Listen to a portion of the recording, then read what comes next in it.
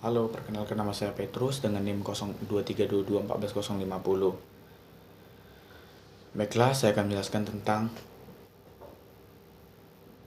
ide inovasi dengan design thinking dengan judul meningkatkan pengalaman pasien di rumah sakit, sebuah inovasi berbasis design thinking.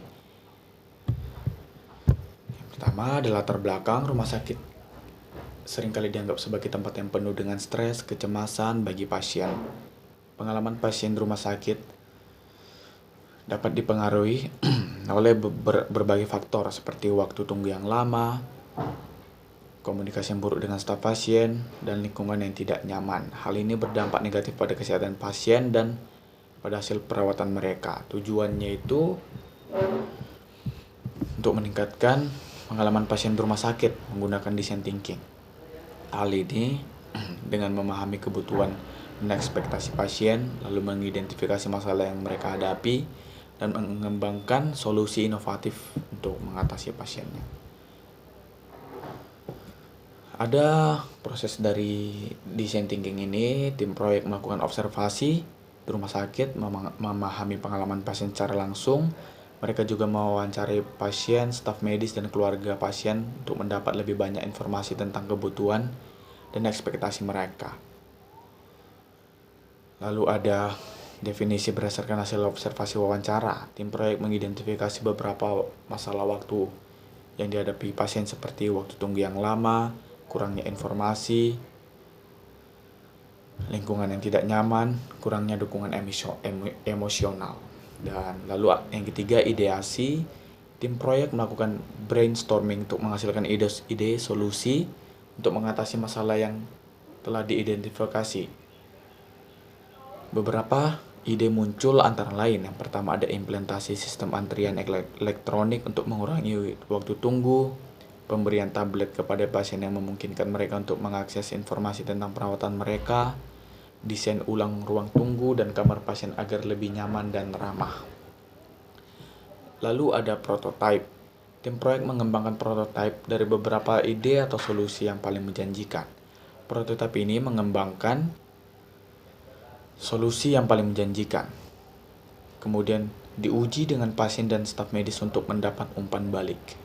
Lalu ada uji coba. Berdasarkan umpan balik dari uji coba, tim proyek menyempurnakan prototipe dan kemudian mengimplementasikannya di rumah sakit. Lalu contoh inovasi lainnya, aplikasi pemantauan kesehatan pribadi. Aplikasi ini memungkinkan pengguna untuk melacak mereka sendiri seperti denyut jantung, tekanan darah, tingkat gula darah. Aplikasi ini juga memberikan saran dan tips untuk meningkatkan kesehatan pengguna. Sistem diagnosis penyakit berbasis kesehatan pengguna. Lalu ada sistem diagnosis penyakit berbasis AI. Sistem ini menggunakan kecerdasan buatan untuk menganalisis gejala pasien. Apa yang diderita pasien tersebut. Sistem ini juga membantu dokter dalam membuat rencana perawatan yang tepat untuk pasien. Lalu ada teknologi pencetakan 3D. Teknologi ini memungkinkan dokter untuk membuat transplantasi seperti jantung, ginjal, dan organ-organ lainnya. Teknologi ini berpotensi menyelamatkan banyak nyawa dan meningkatkan kualitas hidup pasien.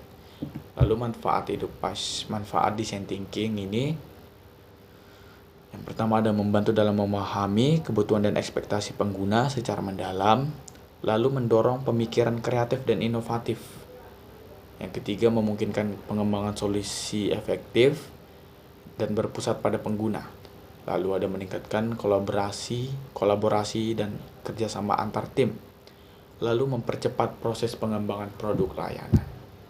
Kesimpulan dari design thinking ini adalah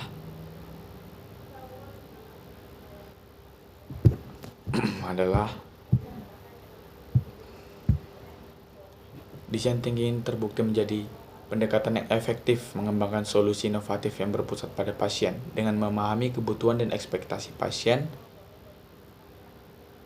dan bekerja sama untuk mereka mengembangkan solusi rumah sakit dan menciptakan pengalaman yang lebih baik. Dan juga design thinking ini mampu mengembangkan solusi inovatif untuk memecahkan masalah di kehidupan orang lain dengan menerapkan design thinking. Organisasi Baiklah, hanya itu. Sekian, terima kasih.